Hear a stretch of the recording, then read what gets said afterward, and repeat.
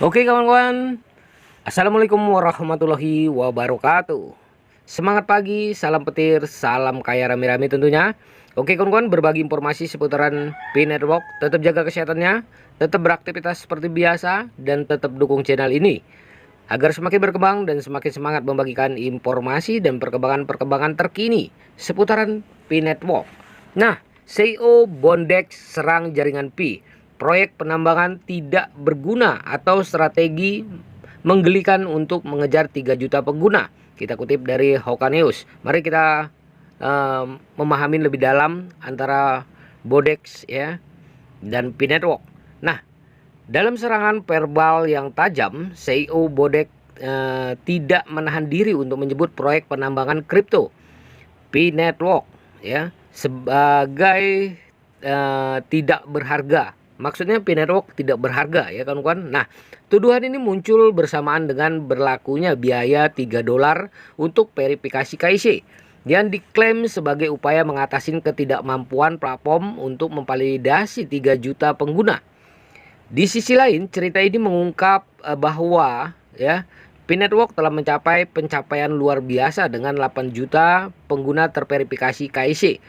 Semuanya membayar biaya verifikasi mereka dengan mata uang Pi. Tidak hanya itu, dengan 40 aplikasi dan ekosistem offline dan online yang terkuat, ya.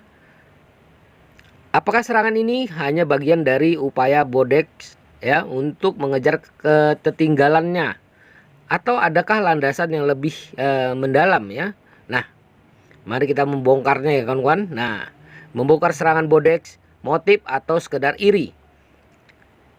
Pertama dan terpenting, mari kita selidikin motif di balik serangan ini. Bondex, sebuah perusahaan dengan sejarah yang kuat, mungkin merasa terancam oleh kemajuan pesat P-Network. Pertanyaannya adalah apakah serangan ini hanyalah sebuah strategi untuk melemahkan pesaing, atau apakah Bondex bertujuan untuk mengungkap kelemahan sebenarnya dalam ekosistem jaringan Pi. Dalam persaingan yang ketat antara perusahaan kripto, keamanan dan transparansi adalah dua elemen kunci. P-Network dengan 8 juta pengguna yang lulus atau lolos verifikasi KYC telah menunjukkan keterbukaan dalam menjalankan proyeknya. Di sisi lain, mampukah Bondex memberikan bukti keamanan yang tiada tandingnya, ataukah ini merupakan upaya untuk menyudutkan persaingan? Nah, mari kita dalamin fakta dan angka menguraikan klaim dan klaim balik. Mari kita lihat lebih dekat klaim Bondex mengenai biaya verifikasi KYC.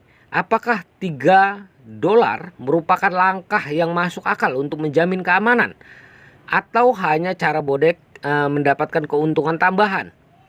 Dengan membandingkan biaya ini dengan standar industri dan layanan serupa, kita dapat mengetahui apakah ini merupakan langkah bisnis seperti biasa atau langkah yang tidak masuk akal.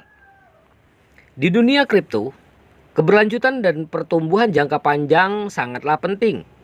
P-Network dengan ekosistemnya yang berkembang dan basis pengguna yang terus bertambah menunjukkan strategi jangka panjang yang solid. Bagaimana dengan Bondex? Bisakah mereka menunjukkan rencana serupa? Atau apakah serangan ini hanya upaya untuk memitigasi ketidakpastian dalam menghadapi lanskap yang semakin kompetitif? Nah, apakah jaringan Pi benar-benar tidak berguna?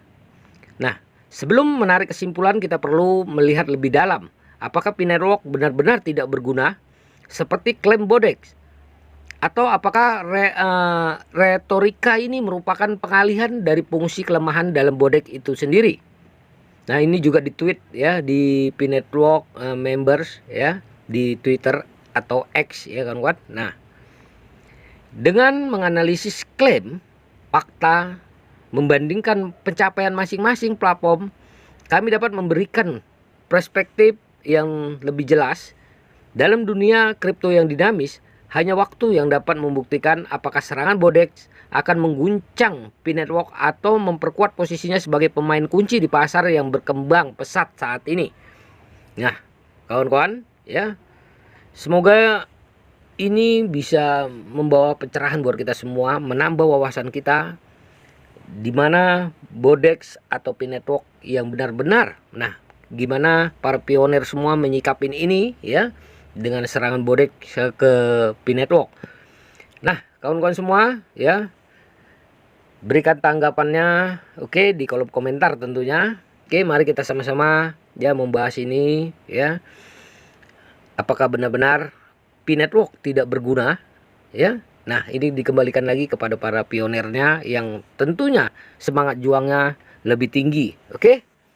Kawan-kawan semua ya, tetap semangat ya. Perdayakan koinnya di harga GCP 314.159 US dollar. Jaga perasa sandi Anda, jaga koin Anda ya. 2024 open minded. Berarti kita sudah memasukin 2024.